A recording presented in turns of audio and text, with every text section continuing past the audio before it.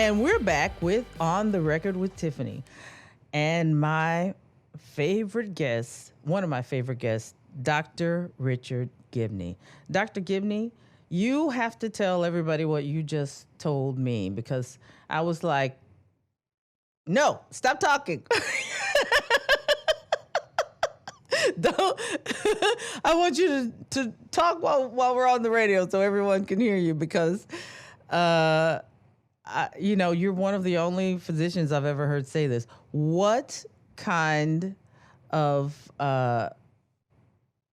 healthcare system should we have in regards to dialysis patients?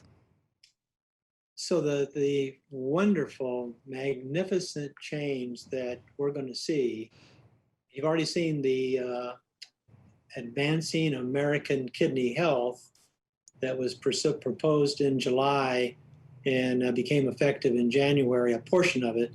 Anyway, saying that we've got to get away from in-center dialysis. We've got to push more people to home therapy, push more people to transplant, and then most importantly, do a much better job with CKD or chronic kidney disease. So you can see people with CKD 3 or 4 or 5 in the outpatient clinic. And the question is, what do we have to offer them? How can we do better? But the goal has to be real simple. Never put a person on dialysis again. And I want to make sure that our listeners hear this.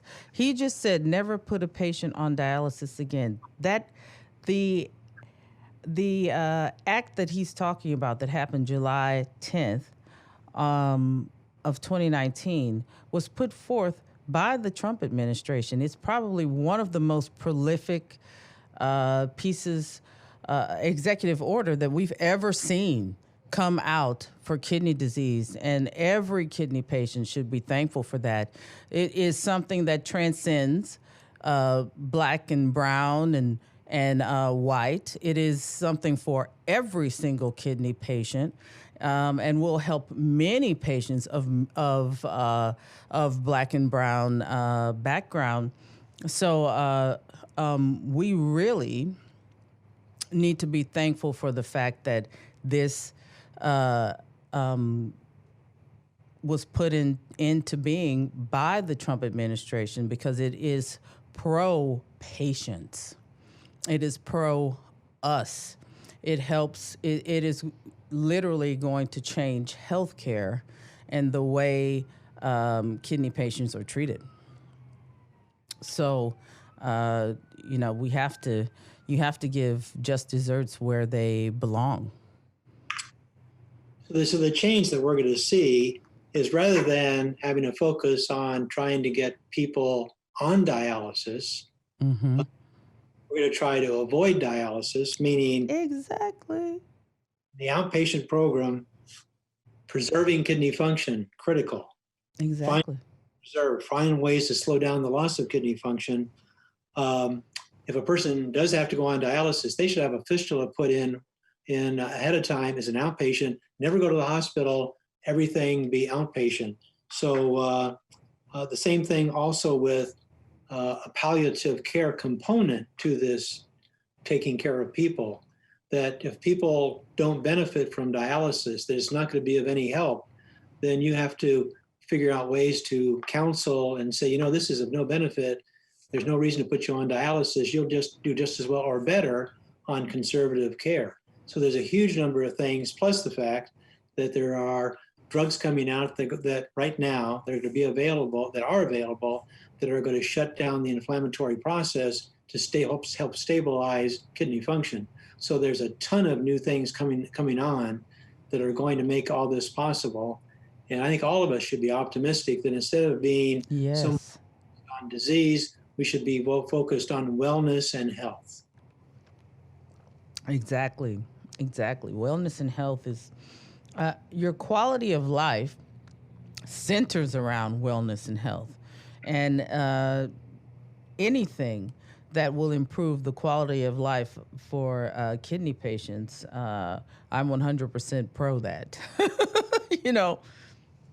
we need to do a much better job with our wellness programs. For example, we have not done a very good job. Like, you have the pandemic hit, and we're all dramatically changed where we're in lockdown or restricted access to whatever we want to do. Where are the programs on TV talking about changing your diet? I've had a bunch of friends who've lost weight just because they were trapped at home and they couldn't go to all the places to get all the junk. And they weren't trying to lose weight. They just had much better food at home. So we should talk about better nutrition, meaning how do you eat a better diet so that the complications of being overweight can be avoided? How do you talk about hypertension so it can be avoided, the complications? All these things should be focused on to say, okay, now since you're kind of bored and you don't have anything to do, let's focus on wellness and how you can have a better diet, how you can take your medications more effectively. There's a whole bunch of things we can do educationally.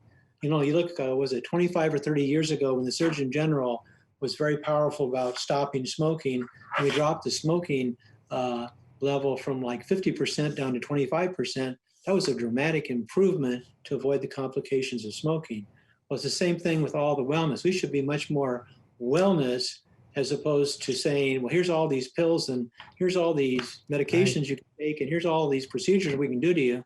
How about just stay well? Wellness. Wellness would be a great thing for America.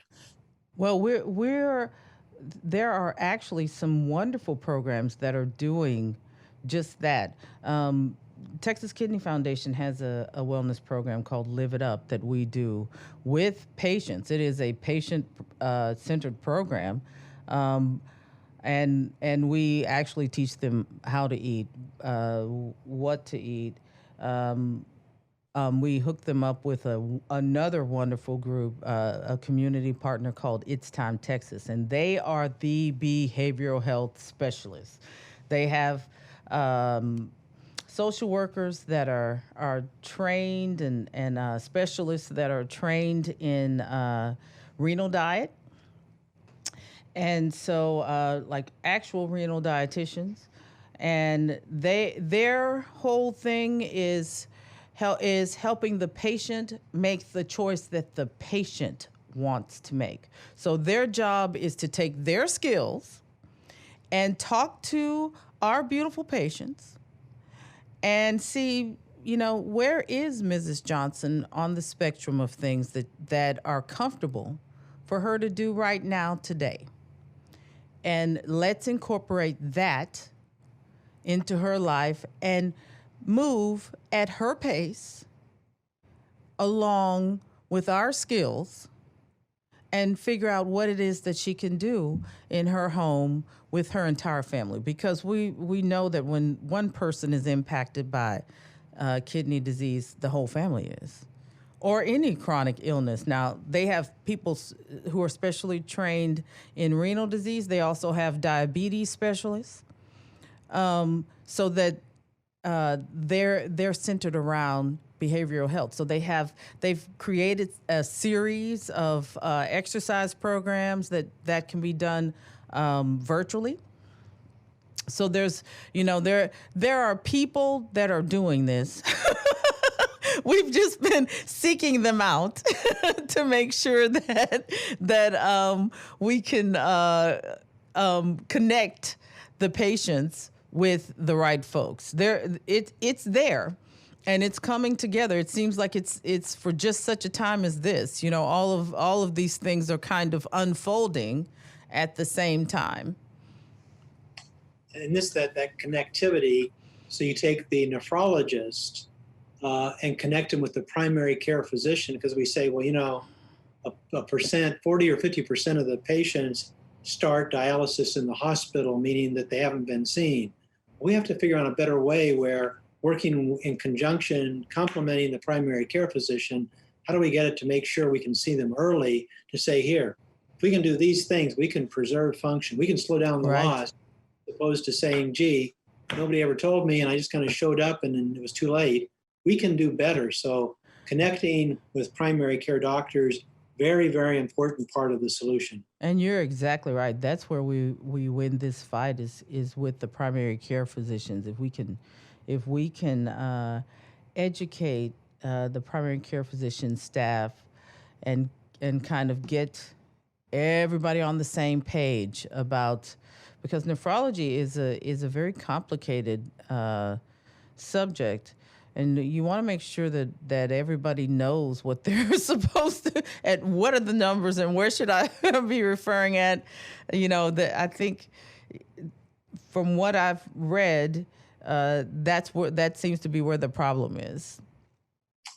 We can do better, and we will do better, and that's why you can imagine that there will come a day. I think it's not too long away, not too far away. We'll no longer put people on dialysis. We'll be able to keep them healthy and well with a better quality of life. And what a blessing that's going to be for so many people, because dialysis is tough. It's a tough way to go. And having somebody like you that made a silk pouch out of a sow's ear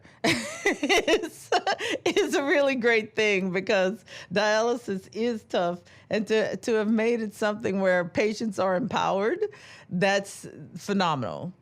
So I just want to thank you on behalf of families like mine and like the ones that we serve, for everything that you've done over the last 40 years, for 40 plus years, for the dialysis community and for the communities of Texas.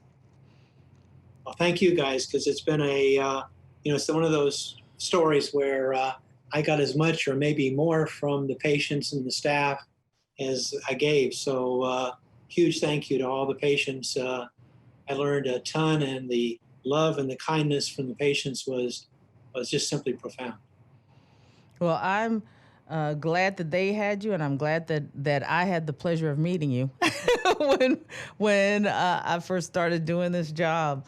I mean, I feel like every time we talk, I become more enlightened about all areas of what's happening in kidney disease, and you make me think about ways I can use my own skills to help.